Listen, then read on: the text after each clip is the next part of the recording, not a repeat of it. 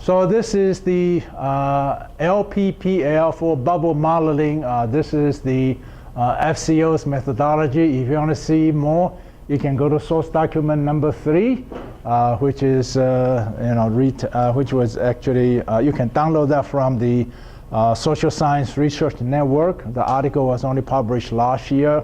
The title is Everything You Always Wanted to Know About Log Periodic Power Law, but were afraid to ask. Okay, so there's an article about that. So let's look a little bit more about that. Which the LPPL stands for Log Periodic Power Law. And here the power means super exponential price behavior. The approach has been successfully used to model well-known historical crashes. Okay. LPPL proposed that prior to crash, the mean function of the stock index price time series is categorized by a power law decorated with log periodic oscillation, leading to a critical point that describes the beginning of the market crash. Now, so there is a principal component here, and then there is a oscillation component. So the principal component is categorized by this equation. This meaning the derivative, the first order derivative of the hazard rate or the likelihood that it will crash is a function of a constant times the hazard rate, raised to the delta power. Okay. Now, if you integrate this equation, you actually come out with the hazard rate is equal to h8.0 divided by time of the crash minus time now raised to the alpha power, and here the alpha is 1 divided by delta minus 1. Okay, so tell me what does it look like? Okay. So this is an example where the hazard rate at 0 is 0.1, delta is 1.8, and alpha is 1.25. So here the hazard rate is quite low, but and I said the time crash at 30. So as the time approach the time of the TC, this hazard rate increased exponentially. Okay, so this is why it is called the log periodic power law. Okay, so you can see that T0, TC, HT, C, D is differential equation. Delta must be greater than 1. Now, so this is the principal component itself.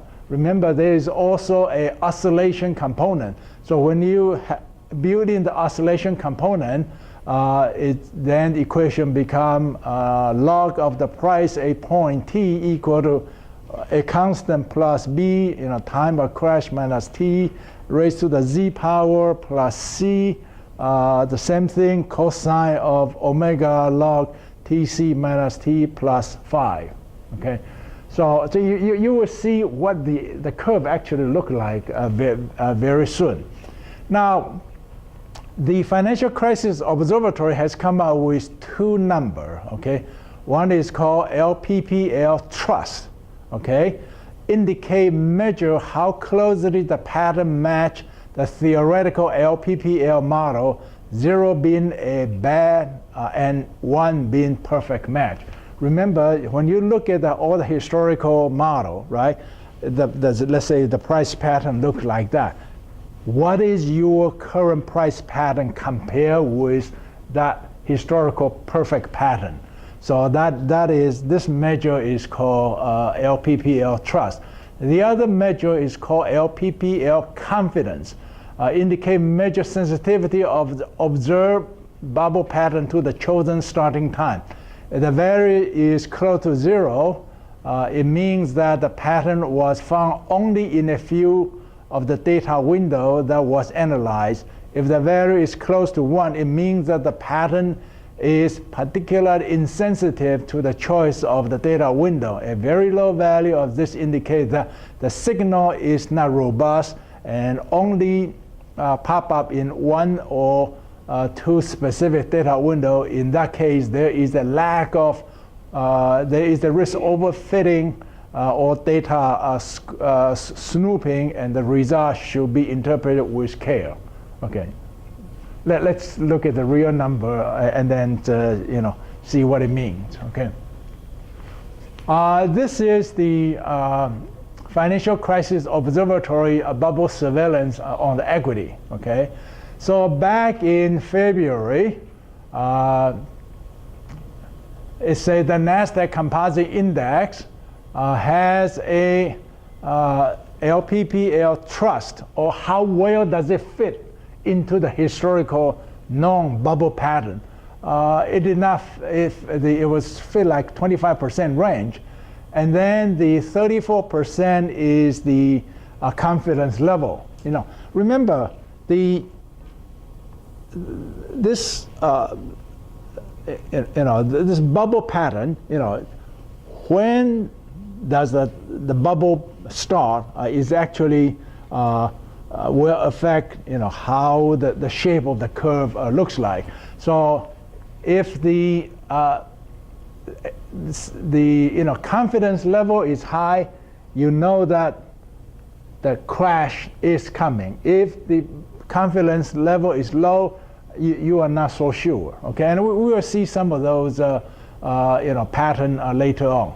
So in February, it pointed out that Nasdaq has a relatively low, does not fit particularly well, and the confidence was not particularly high. It did not show up at the subsequent top 10. S&P Internet Retail, Amazon of the world. Okay, it was fit the pattern much better, and I think Amazon year to date has declined what? 20-25%, somewhere in that range. Okay, it's not the confidence is quite low, so it's not sure whether the pattern fits well, but it's not sure whether it's the bubble is coming or not. So it's a low level of confidence, and subsequent to that, it was not in the top 10. S&P 500 Life Science Tool and Service, aka biotech. Okay, so back in February, it fits about 36%, and the model was very confident that a bubble top is coming because the confidence is at 61%. Back to April 1st, the pattern still fit quite well, but it's not so sure that it's approaching a top. And you can see that actually the model say that somewhere, you can look at the data somewhere between February 1 and April 1, the biotech actually crashed. Okay, so you can see, we'll see that the price pattern. Can you go back a slide, please? Yeah. So first of all, you have T of crash in both of these equations. Yes. So you have to predict the time of the crash before the crash happens. Yes. So you feed the data in. So in actually there are, if you look at this equation, there are 6 parameters. Okay, you got A, B, C. Just look at time. You have T, which is current time. Yeah. And you have TC, which is the time of the crash. Yes. So which is you have to assume at some time the market's going to crash. Yes. That's interesting. So now you're talking about this confidence interval. Yeah. As whether it's a confidence that the market's going to crash or not. But that's not what that says. What that says is that they fit this at different time frames. And they're saying the more often that it fits, it has higher confidence that that's the true fit. But it doesn't say anything, I don't think, about whether it means the market's going to crash. Just say there's high likelihood. Actually, the guy who stands behind this Professor Solnel from Switzerland has a very nice talk on TED. I was listening to it. I mean, there are all kinds of esoteric markets that he follows, but he did make quite a good prediction over the last couple of years. So it's interesting. Well, it's a model, of course. But this is not it's a guarantee. this is not a confidence that the market's going to crash. This is a confidence that this model is invariant to the time frames you look at. Yes. That's literally what So what I mean is that if it's very sensitive, okay, yeah. then you actually don't know when is time zero. You don't know when is time when is TC, time of the crash. Well, you never know what time it crashes until after the fact. Yeah, but again, the information has most value before the crash happened. Okay? And I'll explain to you, okay, if you know that after the crash happened, what should you do about it? Yeah. I think the possibility is TC is a singular point. Yes. So if you can somehow using the current path and see that the singular point is approaching, and there's no exactly know whether the TC is that point or maybe TC plus 0.1, but at least you see the path is starting to raise, and then you know something's probably big storm coming. That's my guess. I haven't seen the equation before from my interpretation. Yeah, I think when we get to the actual price chart, okay, we can explain much better. Yes. Well, someone already mentioned, but there's a DPA Sorgenti, and he wrote a book. It's called Why Stock Markets Crash. And he Yeah. goes through all Yeah, this. yeah. Yeah, I mean, some of the article that he had written was published back in like 2005. He did an analysis on 2008 crash, and so he's not like a newbie, okay, coming to the scene from nowhere, okay. So he's a very well-known individual. Okay, next. Okay, so here this is my interpretation, okay. Probably more than what the mathematical interpretations are, okay. So the life science, it actually has since crashed. The Dubai financial market, it has a very high confidence level, and then it has a very low confidence level come to April. And I think the case of Dubai was it, shot up, it crashed, and shot up again. Okay, so there was like a 20%, correction, then there is another bubble, okay, and that's the nature of the Dubai market. The Ireland, okay, it's 15, 30, become 33, 24. Social, network index is 12%, and then 32%. It's not shown up in subsequent surveillance. Egyptian index, Egypt actually has been performing very, very well this year, despite all the trouble with Muslim Brotherhood and coup and election and whatever. Okay, so it's 1436 become 4265. So as of April, the confidence that a crash is coming is quite high, but it actually has not crashed yet. This one we'll talk in great length. The OMX Copenhagen 20. This is the Danish stock market. 12, 34, 48, 34.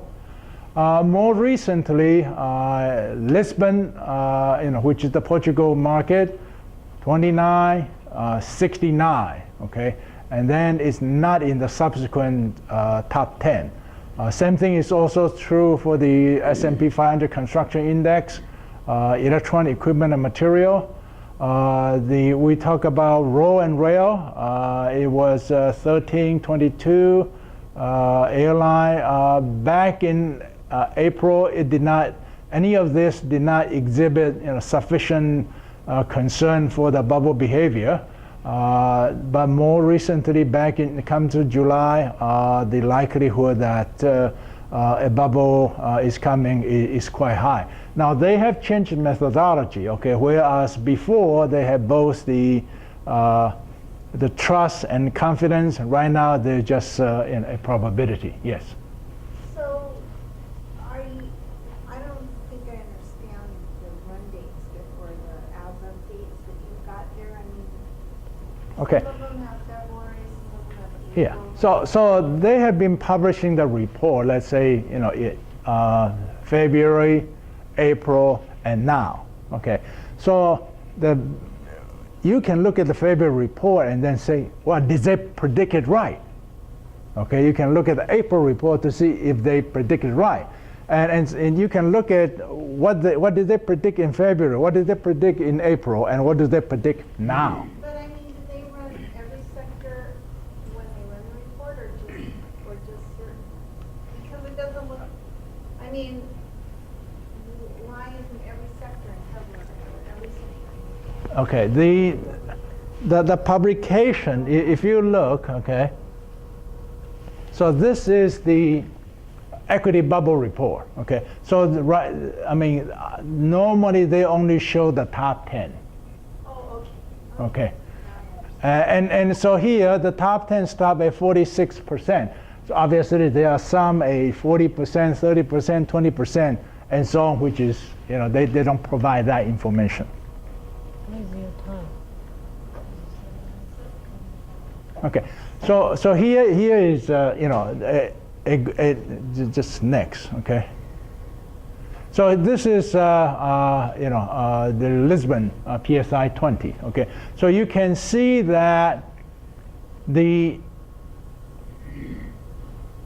back in if you go back to the previous page. Okay.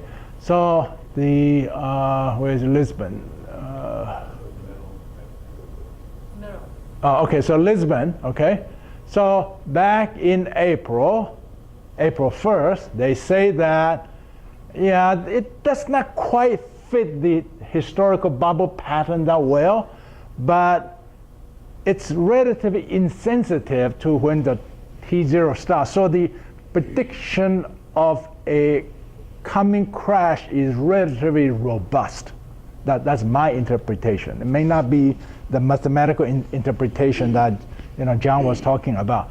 So if you look at the next page, you can see that, my gosh, they call the exact top. On February 1st, this is the Lisbon PSI 20, so it exact top, and then it has since then coming down and quite a bit. So in LPPL 29, the confidence of 69, the stock index price action looks like a bubble, but not exactly a typical shape, though the likelihood of top is quite robust. Now, remember, in this point, when the Lisbon reached the peak, the CAPE, or cyclical adjusted price earning ratio, was only 11. So this is a low variation crash, okay? Not the typical high valuation crash, okay?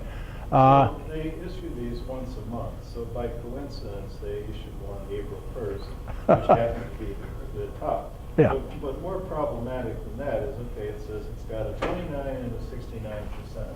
Yeah. So the month before, it might have been 27 and 50. And the month before, who knows what it is? So where is the threshold where you say there actually is a top, right? Because all it's doing is giving you some, I guess it's not really a probability, but it's trying to give you some belief that we think there's a higher or lower probability of a crash.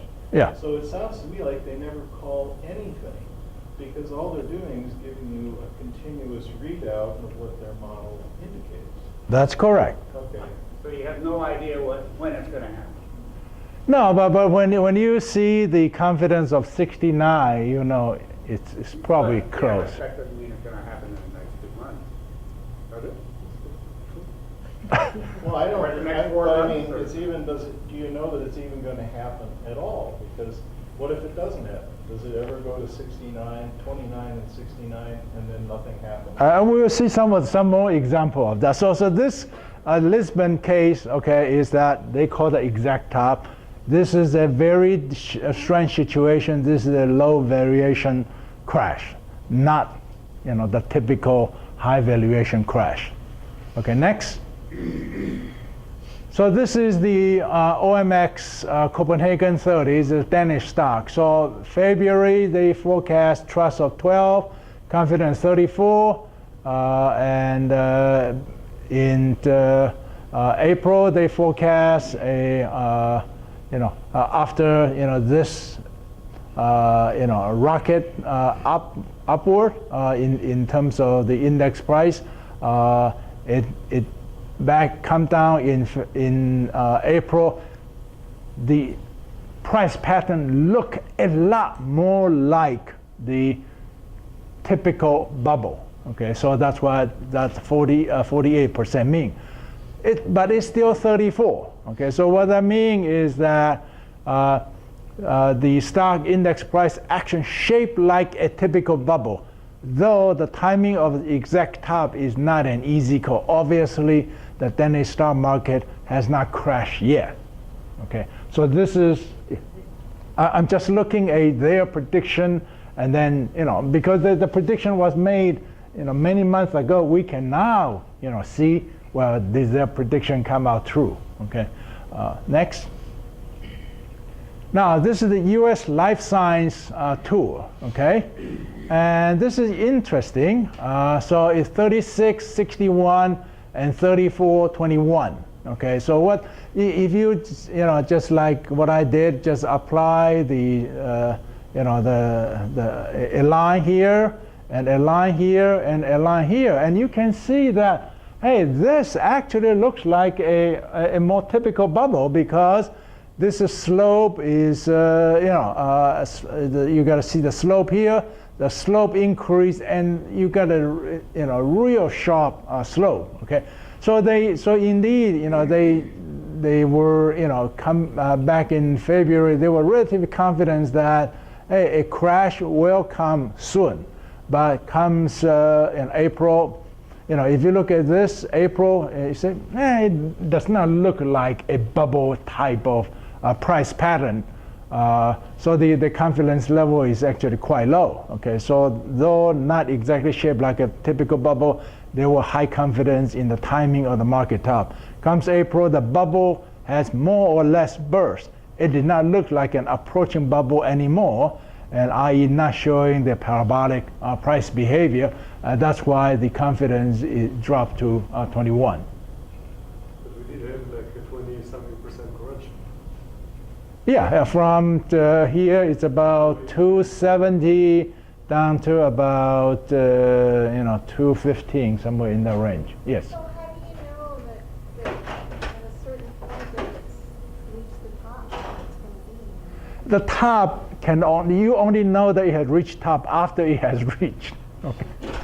So, but here, what I'm saying is that your confidence is 61. So, regardless whether T0 start here, start here, start here, start here, the top is coming. That's my interpretation. How does that help? How does that guide you? That will be the probably 3-4 slides down. Hold on. Okay, so this is U.S. life science. Obviously, we talk about this, and so you can see, we know that the biotech has one crash this year already. Now the question is, will there be another crash or not? And it did not look like that way. Okay, next. So here is the SMH, the semiconductor ETF 1 year. And very similar to the biotech, okay? It's going up in slope, sharper slope, and very sharp slope, okay? So the question is, has semiconductor reached the bubble top, and has the price has since crashed? And that is the question for you to ponder, okay? Certainly the price pattern, okay, which is the base of the LPPL methodology, you probably need to be very careful about the biotech, about the semiconductor and semiconductor equipment maker. Next. So here it's answer to your question, okay? Action in face of an approaching crash, okay? First thing is what not to do, okay? And this is what actually Sir Isaac Newton did, okay?